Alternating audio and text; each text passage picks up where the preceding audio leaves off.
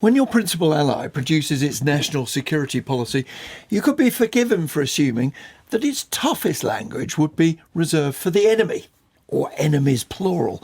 But the new US national security policy doesn't have in its crosshairs Russia and China. It appears to have European governments in its sight. It proposes, quotes, cultivating resistance in Europe and warns that the continent faces, quotes, civilization erasure from high migration and falling birth rates. Now, that's horrified some who fear that the Trump administration will now be promoting the rise of far-right parties in Europe. Amongst those who don't like what they're reading are Gerald Knaus, the chair of the European Stability Initiative, which focuses on a different approach to migration policy. Morning to you. Good morning. For those who haven't read it, what is it that worries you?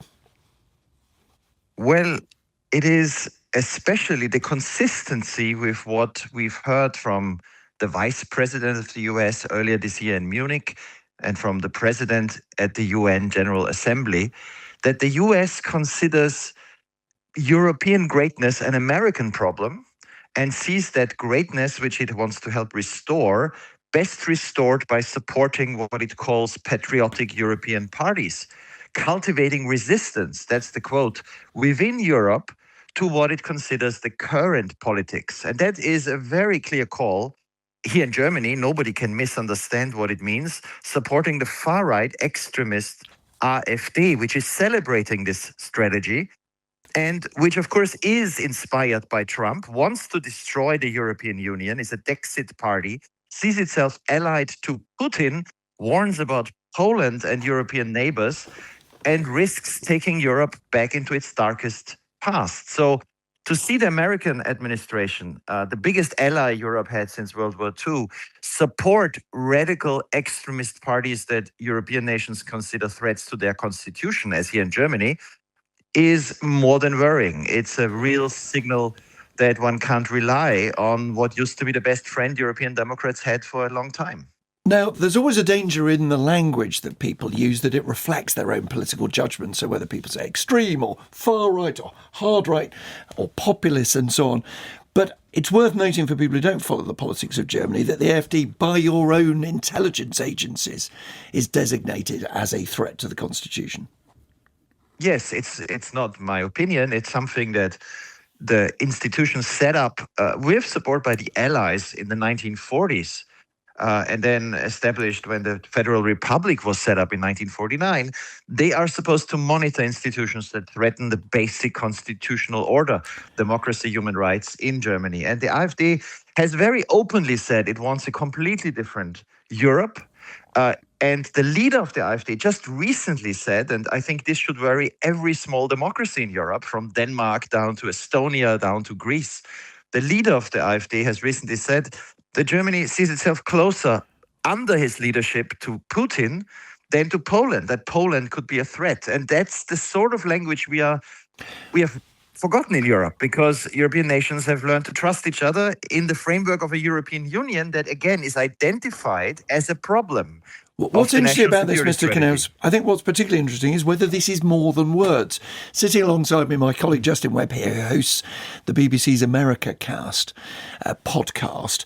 What's interesting is these words in this document, Justin, are very similar, as we were just hearing, to the Munich speech, also to that UN speech. But from what you see, is it more than words? Yeah, I mean, I wonder what your view is on this, Mr. Klaas, that what they would say if they were here, particularly J.D. Vance, is that what they're doing is standing up for a sort of civilized values that Europe has collectively lost touch with.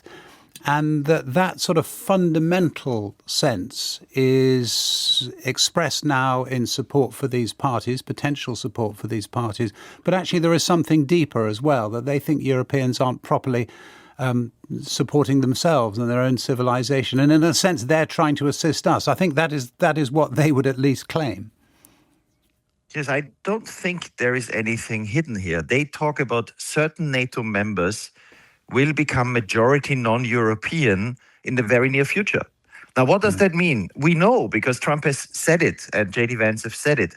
They think people like the mayor of London or many members of the German parliament, born here, German citizens, but of, let's say, Turkish origin, they are not European. It's the identitarian view of politics. And to say that this is a problem for the alliance, that basically racist views, the word race isn't used, but majority non-European is understood as being linked to the origin of people, not whether they are citizens.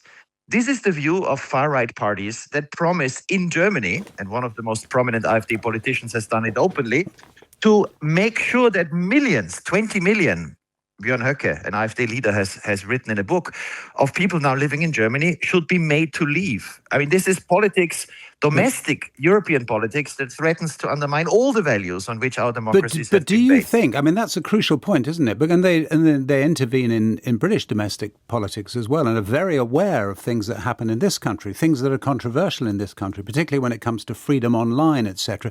Do you believe that they are going to make a difference? Yes, because if the resources of US tech oligarchs, Elon Musk has been calling to vote for the AfD in Germany. He's written an op-ed saying only AfD can save Germany. So a party that will destroy the EU. If these resources are combined with the resources of the American state, embassies, it's already been told that embassies should support anti-migration parties across Europe. It's not just a lack of trust because America is then undermining the current governments in Europe that is a problem. It's that this is a philosophy that goes against everything on which European peace has been built. In that context, Mr. Naus, do you think the intervention by the European Commission by Margrethe Vestager, the Commissioner, against X, so threatening vast fines against Elon Musk and his, what used to be called Twitter platform, is that part of what is now a cultural, a political battle between Europe and the United States? Well, it shouldn't be. The European Union is one of the biggest markets in the world, and it has rules, for example, on consumer protection. It has the right to regulate what kind of content, and what I see on X now is very often racist, openly racist content, what can be displayed, what can be made available to children, what rules apply. And if the European Union applies its own rules in its own market and then finds itself threatened from the US, we are not seeing a relationship between allies that respect each other's democracies. I mean, this is a major problem, and it also hints at the incentive. I mean, the big American tech companies don't want to be regulated. So not having a European Union that is a powerful regulator would be an advantage. Divide Europe, weaken it, and you start by hitting Germany, by supporting anti-EU parties in Germany. Gerald Knaus, thank you very much indeed. Just interestingly, EU leaders are already beginning to react to this. Reuters just quoting the EU Foreign Policy Chief Kaja Kallas, saying the US is still our biggest ally. Quite interesting that she feels the need to point that out.